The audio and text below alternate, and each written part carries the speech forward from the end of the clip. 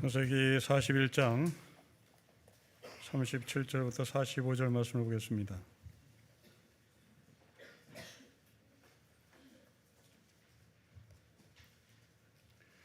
(41장) 37절부터 45절 말씀을 이제 기도하겠습니다.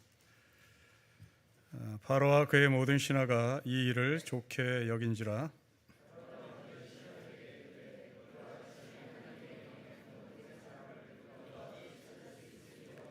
요셉에게 이르되 하나님이 이 모든 것을 너에게 보이셨으니 너와 같이 명철하고 지혜 있는 자가 없도다.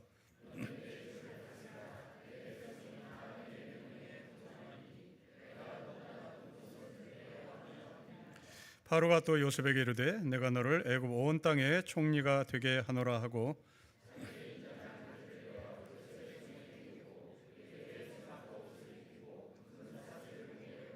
자기에게 있는 버금 수레에 그를 태우매 무리가 그의 앞에서 소리지기를 엎드리라 하더라.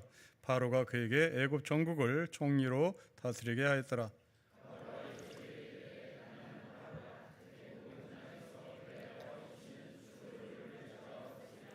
가지겠습니다. 그가 요셉의 이름을 시브낫 베야느라 하고 또 온의 제사장 보디발의 딸 아스낫을 그에게 주어 아내로 삼게 하니라. 요셉이 나가 애굽 온 땅을 순찰하니라. 아멘. 요셉이 국무총리로 임명되는 이야기입니다. 본문은 곳곳이 좀 이상합니다. 이상해도 보통 이상한 게 아닙니다. 네 가지를 짚어보면 첫째로 요셉이 국무총리가 된 것이 대단히 이상합니다. 있을 수 없는 일입니다. 요셉은 히브리 사람입니다. 노예입니다. 그리고 죄수입니다.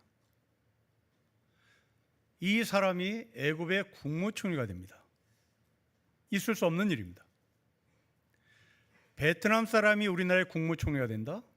미얀마 사람인데 의왕구치소에서 생활하고 있는 죄수가 하루아침에 우리나라의 국무총리가 된다? 있을 수 없습니다. 이상합니다. 두 번째로 국무총리가 된 요셉이 기쁘다? 없습니다. 얼굴 표정도 없습니다. 아무 말이 없습니다. 내 아들이 국무총리가 된다? 내 친구가 국무총리가 된다? 내 감방 동료가 국무총리가 된다? 그럼 반응이 있어야 되는 겁니다. 반응이 없습니다. 이것 이상합니다. 세 번째로 이렇게 엄청난 꿈을 해석받은 그리고 애굽의 미래를 제시받은 바로가 요셉의 하나님을 인정하는데 그 하나님을 자기의 하나님으로 받아들이질 않습니다. 마지막으로 요셉이 창씨 계명을 합니다. 그리고 애굽의 제사장의 딸과 결혼합니다. 무당의 딸과 결혼하는 요셉, 유대인의 관점에서, 히브리 사람들의 관점에서 이것 또한 이상합니다. 이상한 점이 한두 점이 아닙니다. 그냥 온통 이상합니다. 우리는 이 네 가지 이상한 점 중에서 네 번째 이상한 것은 다음 주에 다루기로 하고 오늘 세 가지의 이상한 점을 다루도록 하겠습니다. 첫째, 히브리 노예가, 그것도 죄수가 애굽의 국무총리가 된다는 점입니다.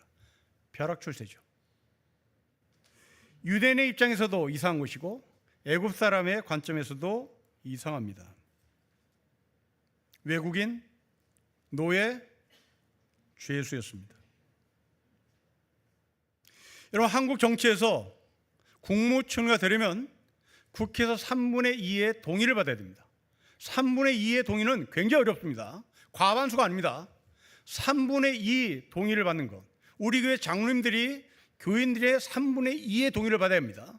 굉장히 어렵습니다. 그런데 그 자리를 요셉이 갑니다.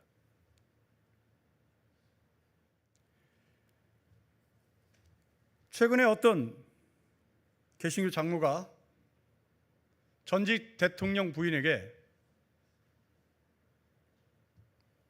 목걸이와 귀걸이와 가슴에 차는, 그게 뭔지 모르겠는데,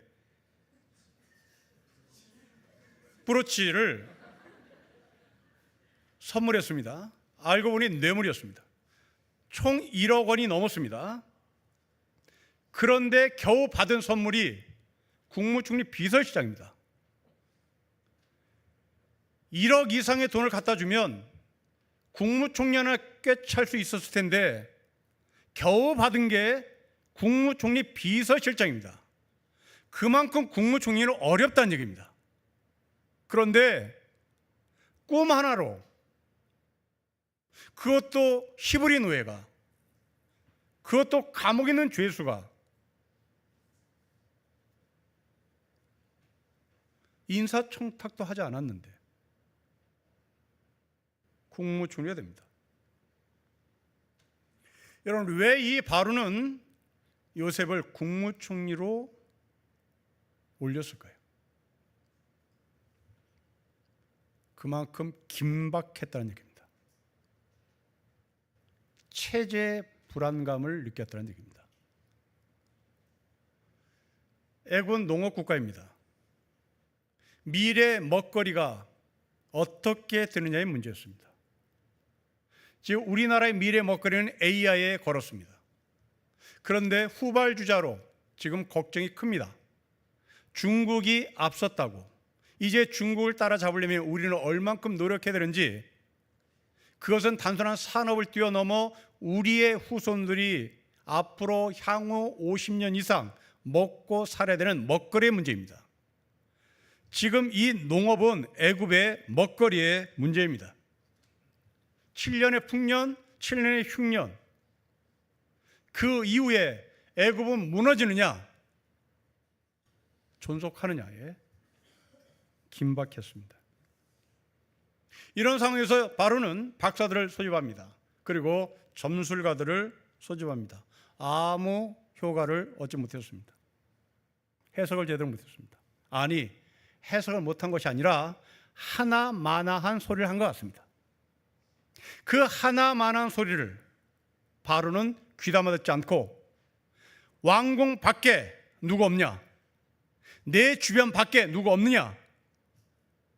감옥에도 좋다, 세상 끝에도 좋다, 어떤 누구도 좋다,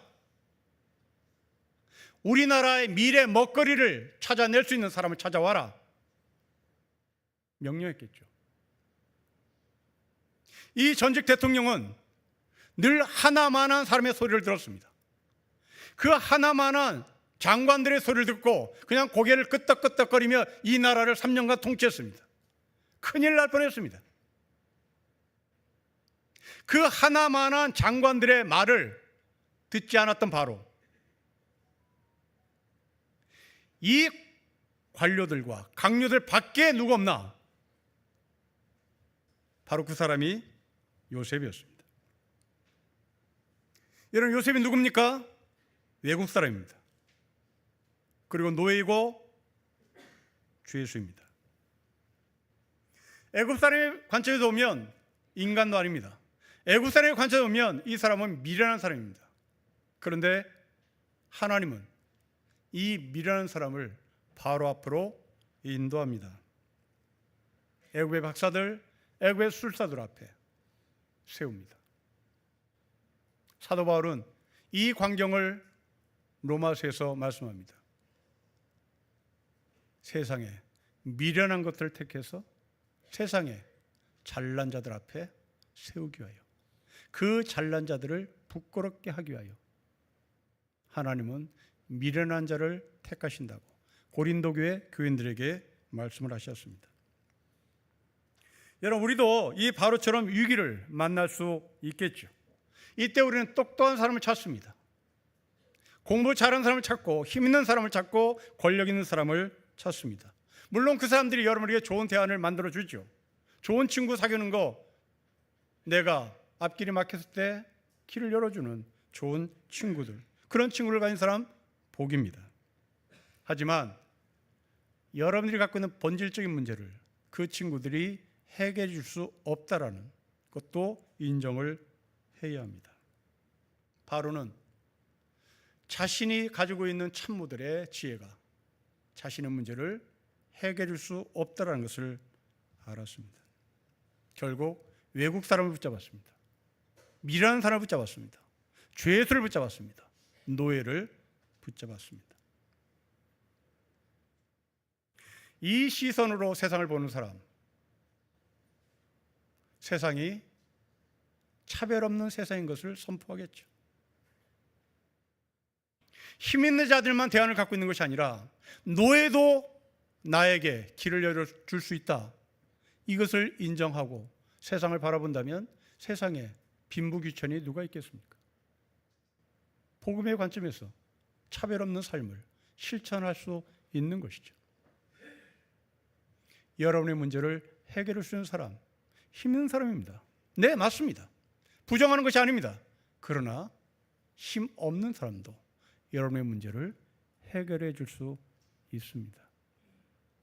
그러니 힘 없는 사람 무시하지 말았으면 좋겠습니다.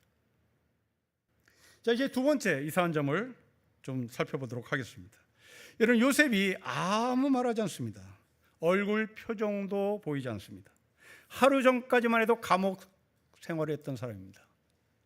이 사람이 국무총리가 됐다, 국무총리 옷을 입었다, 국무총리의 반지를 바로부터 받았다, 찬치 벌려야 되는 겁니다. 취업을 하지 못해서 힘들어하던 여러분의 아들이 취업한 것보다 더 큰 일입니다. 동네방네 소문내야 하는 겁니다. 찬치 벌려야 되는 거예요. 그런데 요셉은 아무 말이 없습니다. 왜 그랬을까요? 애굽의 귀족들의 반발을 무시하지 못합니다. 애굽에 쿠데타가 일어날 수 있어요. 애굽에 혁명이 일어날 수 있습니다. 무섭습니다. 또한 요셉은 애굽의 문화도 또는 애굽에서 잘 나가는 사람도 아니라 자신이 능력이 부족해서 불안해서 무서워서 아무 말도 못했을지도 모르겠습니다. 그런데 성경은 이유를 다른 데 있다고 말합니다. 고관대작들이 무서워서가 아니라, 쿠데타가 날 것이 무서워서가 아니라, 자기의 능력이 없어서가 아니라, 무서워서가 아니라, 불안해서가 아니라 이유는 다른 데 있습니다. 여러분 38절과 39절입니다. 우리 같이 이유를 찾겠습니다. 읽겠습니다. 시작. 바로가 그의 아들 신하들에게 이르되 이와 같이 하나님의 영에 감동된 사람을 우리가 어찌 찾을 수 있으리요 하고 요셉에게 이르되 하나님이 이 모든 것을 너에게 보이셨으니 너와 같이 명철하고 지혜 있는 자가 없습니다. 하나님의 영에 사로잡힌 요셉입니다. 스데반 집사는 사도행전 7장에서 이 요셉을 이렇게 해석을 합니다. 하나님께서 요셉과 함께 하셔서 모든 환난에서 요셉을 건져내시고 요셉에게 은총과 지혜를 주셔서 에집트의 바로 왕에게 총애를 받게 하셨습니다. 스데반이 요셉을 해석한 이유입니다. 요셉이 침묵한 이유는 환난에서 요셉을 건져내 주신 하나님 때문이다. 때문에 요셉이 생각했던 것보다 훨씬 뛰어난 하나님의 은총으로 말미암아 어안이 벙벙한 요셉은 할 말이 없었다, 침묵했다라고 해석을 합니다. 여러분, 위대하신 하나님을 경험한 사람은 춤추지 않습니다. 위대하신 하나님을 경험한 사람은 기뻐하지 않아요. 그건 뻥입니다. 그건 여러분들이 세뇌당한 겁니다. 누군가가 여러분에게 하나님 만났어? 하나님 만나면 기뻐해야 돼. 이것에 대한 가스라이팅에 여러분이 걸렸기 때문입니다. 위대하신 하나님을 만난 사람은 춤추지 않습니다. 놀랍니다. 위대하신 하나님을 만난 사람은 어안이 벙벙합니다. 위대하신 하나님을 만난 사람은 할 말이 없습니다. 이것을 성경은 경외, 경이라고 말합니다. 경외하는 자 춤추지 않습니다. 경이로움을 경험한 자 침묵합니다. 아브라함을 보십시오. 갈대아 우르 땅에서 하나님을 만난 아브라함, 무슨 말을 할지 모릅니다. 아무 말도 못합니다. 모세 보십시오. 나는 할 말이 없습니다. 나는 말을 못한 사람입니다. 이사야는 어떻습니까? 베드로는 어떻습니까? 부활하신 예수님께서 베드로에게 밥을 먹이면서 내 양을 먹여라, 내 양을 치라, 내 양을 먹이라 하자 베드로는 아무 소리 못합니다. 부활하신 예수를 만난 여자들 입이 딱 벌어졌습니다. 부활하신 예수를 만난 제자들 할 말이 없습니다. 거듭 말씀드립니다. 여러분들이 하나님을 만나서 기쁘다? 앞에 침묵을 놓쳤든지 아니면 가짜이든지 둘 중에 하나입니다. 진짜는 침묵이 우선입니다. 침묵 다음에 기쁨과 춤춤이 동반됩니다. 제가 이야기 하나를 읽어드리겠습니다.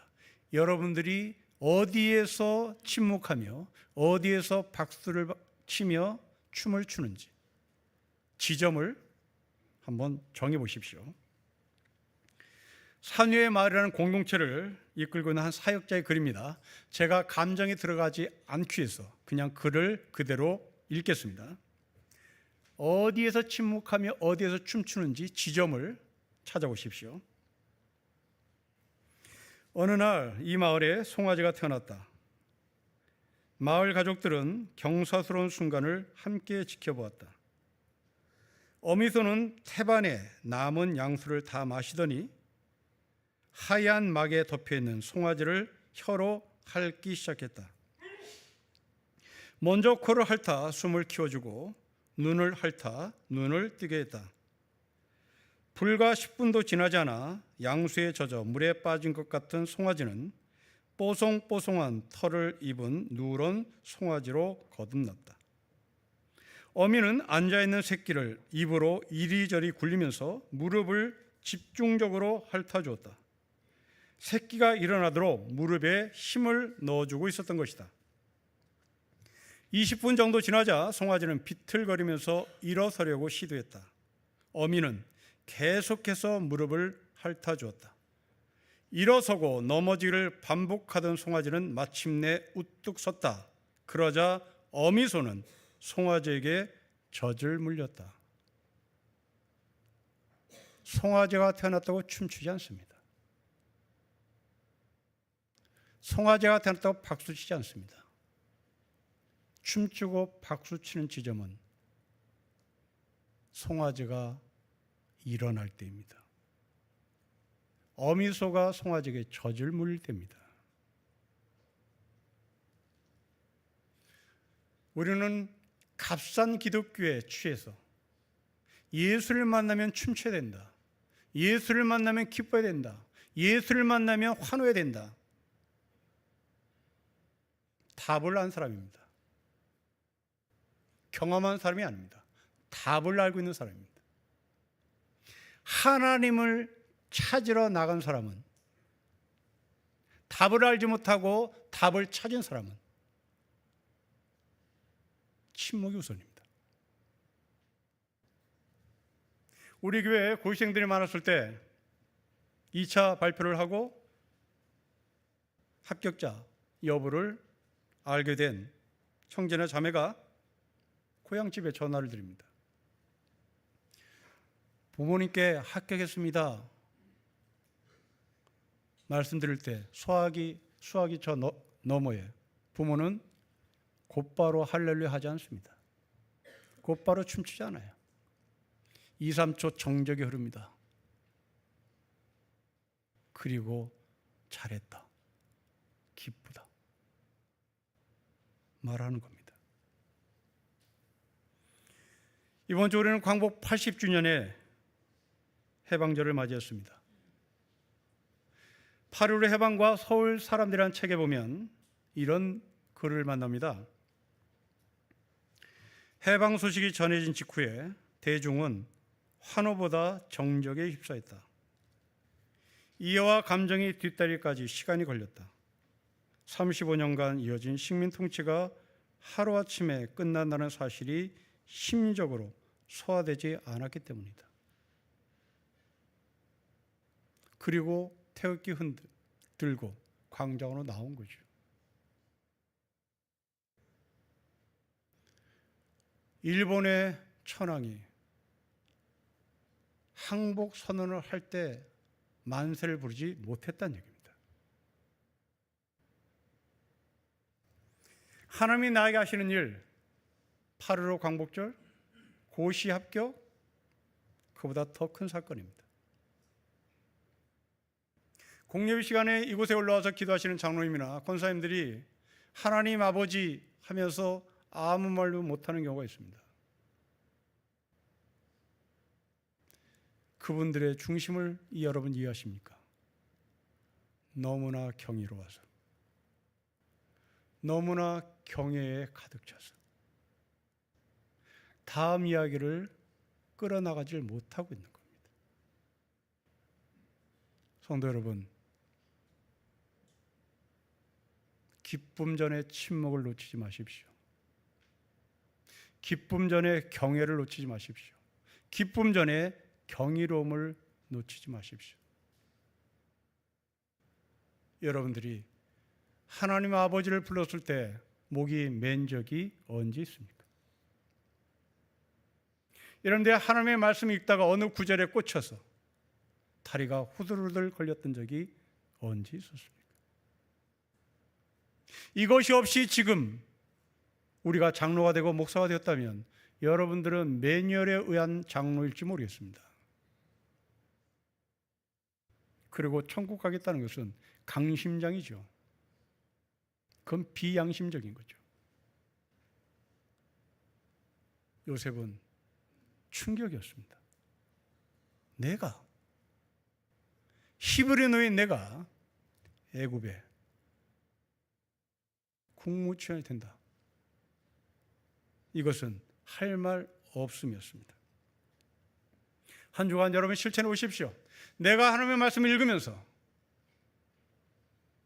목이 메는 경험, 내가 하나님의 말씀을 읽으면서 다리가 후들후들 걸리는 체험, 침묵이 곧 예배의 시작입니다. 하지만 이 바로는 그 하나님을 경험하고도 하나님을 경이롭게, 하나님을 경외하지 않았습니다. 여러분 38절과 39절을 보십시오. 먼저 28절 읽으면 해석이 되겠습니다. 여러분 28절을 먼저 읽겠습니다. 시작. 내가 바르게 이르기를 하나님이 그가 하실 일을 바르게 보신다 함이 이것입니다. 하나님이 바르게 보셨습니다. 그런데 38절과 39절을 보십시오. 바로는 여전히 그 하나님이 요셉의 하나님이었습니다.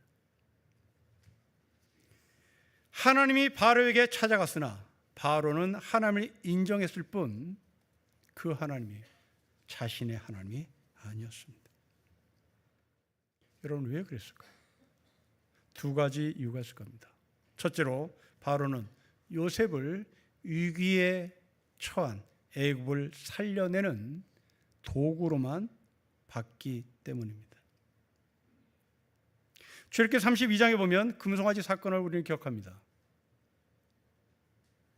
이스라엘 백성들은 여호와 하나님을 불렀으나 여전히 그 여호와 하나님은 자신들에게 자신의 문제를 해결하는 도구로만 생각했습니다.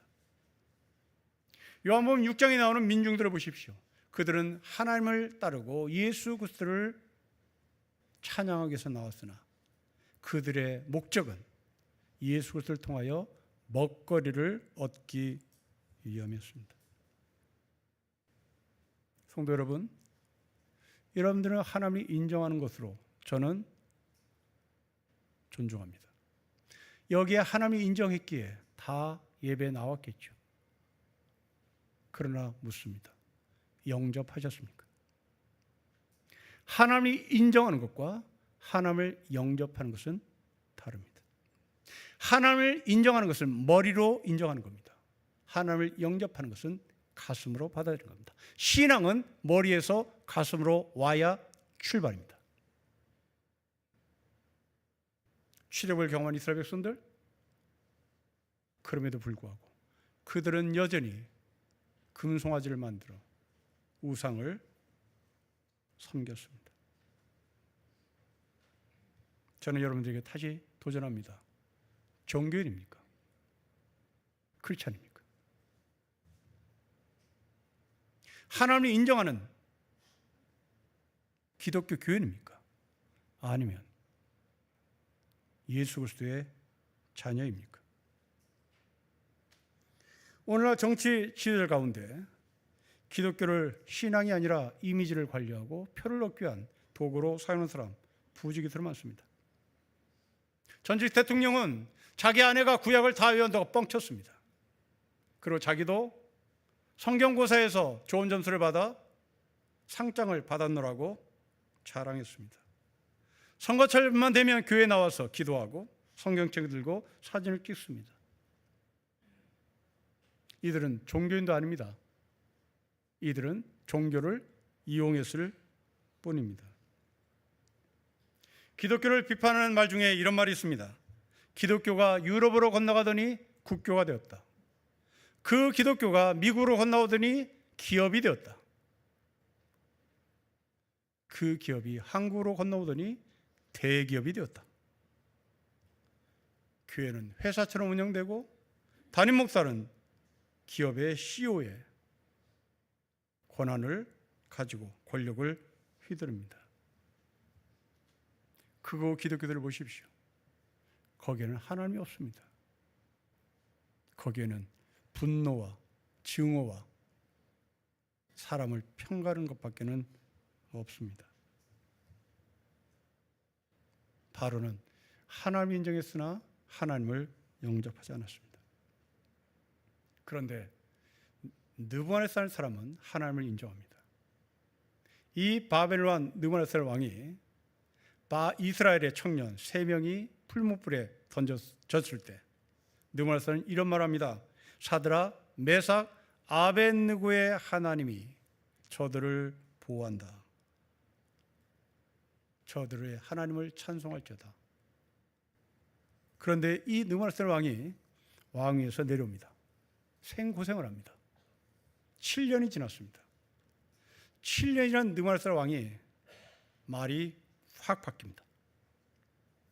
하늘을 우러러 내가 하늘을 봤더니 내 총명이 다시 내게로 온지라. 내가 지극히 높으신 이를 찬양하며 영생하신 이를 경배하노라. 하나님을 인정하는 선에서 하나님을 영접하는 사람으로 바뀐 것입니다. 내 문제만을 해결하기 위하여 하나님을 찾는 것, 네, 그건 상식입니다. 그건 본능입니다.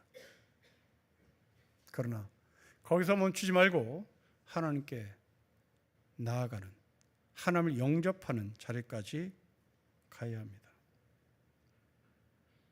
하나님을 인정하는 것, 하나님을 영접하는 것 전혀 다릅니다. 머리에서 가슴으로,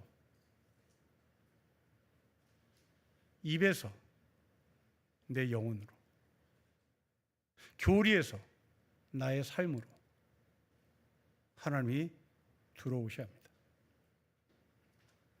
두 번째 바로가 하나님을 영접하지 못한 이유가 또 하나 있습니다. 자존심 때문입니다. 그럼 바로는 태양신입니다. 바로는 태양신의 아들이에요. 신입니다. 이 신이 여호와 하나님을 인정하는 순간 자기가 믿는 신, 자기의 신의 위치 와장창 무너지는 겁니다. 바로는 자신의 신적 위치를 놓치고 싶지 않은 자존심, 자기 고집, 이것이 하나님을 인정하는데, 하나님을 영접하는데 벽이었습니다. 여러분, 출애굽에 보면 바로가 마음이 강팍했다는 말이 있습니다. 이 바로의 마음이 강팍했다는 말은 한번 하나님을 싸워보자 이 말입니다. 이때 10가지 재앙이 연토탈을 날렸던 겁니다. 10가지 재앙이 연속타로 날릴 때 바로가 누가 이기나 보자, 그게 마음이 강팍한 겁니다. 여러분, 우리의 삶입니다. 우리가 어린이 생길 때 하나님과 싸웁니다. 누가 이기나 보자. 저는 아주 손재주가 아예 없어서 지금도 벽에 못을 박지 못합니다. 집사람이 박죠. 저는 콘크리트에 못을 박다가 콘크리트하고 싸워요. 이걸 이 90도에서 이렇게 착각 해야 되는데 이게 안 되는 순간 갑자기 화가 치밀면서 이 벽하고 나하고 싸우다가 그냥 망가지는 거죠. 여러분들이 어려운 일을 당할 때 내가 가진 돈 갖고 한번 싸워보자. 내가 가지고 있는 실력을 한번 싸워보자. 그러다가 망합니다. 애굽은 그렇게 망했어요. 내가 가진 권력으로 10가지 재앙을 일으키는 하나님과 붙어보자. 내 자존심이기나 당신이기나 해보자. 결국 애굽은 망했습니다. 자존심이, 여러분 고집이 여러분 가정을 망가뜨릴 수 있습니다. 이 전직 대통령이 그 땡꼬집을 피다가 겨우 이 나라 망할 뻔했습니다. 그런데 이 고집을 포기한 사람이 있습니다. 나만 장군입니다. 나만 장군이 피부병에 걸려 죽을 지경에 갔습니다. 이때 시브리에서, 이스라엘에서 포로로 잡혀온 여자 종 하나가 대안을 제시합니다. 저기 가면 엘리사라는 사람이 있는데 그 사람을 만나보세요. 여러분, 성경은 대조시킵니다. 별 4개짜리 나만 장군, 이스라엘에서 포로 잡혀온 계집종, 대조시킵니다. 여기에서 나만이 이 여자의 말을 듣습니다. 별 4개짜리가 시브리에서 포로로 잡혀온 계집종의 말을 듣고 엘리사를 찾아갑니다. 고침을 받습니다. 여러분들의 자존심, 여러분들의 고집, 그것을 꺾지 않는 한 우리는 병을 고칠 수가 없습니다. 우리의 문제를 해결할 수가 없습니다. 힘없는 히브리종, 힘없는 히브리 여종, 그들을 통하여 하나님은 역사하시고 그 역사하시는 하나님을 나의 하나님으로 받아들일 때 내 문제를 해결할 수 있는 분은 힘 있는 자뿐만 아니라 이렇게 힘 없는 자도 내 문제를 해결해 줄 수 있다는 복음의 삶, 이로 인하여 여러분 가정이 살고 이 민족이 사는, 이 나라가 사는 하늘의 역사가 나타나기를 주의 이름으로 축복합니다. 기도하겠습니다. 아버지 하나님, 힘없는 여종, 힘없는 노예, 이들이 애국을 살립니다. 이들이 나만 장군을 살립니다. 이들이 이 민족을 살리는 것을 저희가 신앙으로 고백합니다. 그러기에 차별 없는 복음을 우리가 한 주간 실천해 나갈 수 있도록 축복하여 주십시오. 주 예수 그리스도의 이름으로 기도합니다. 아멘.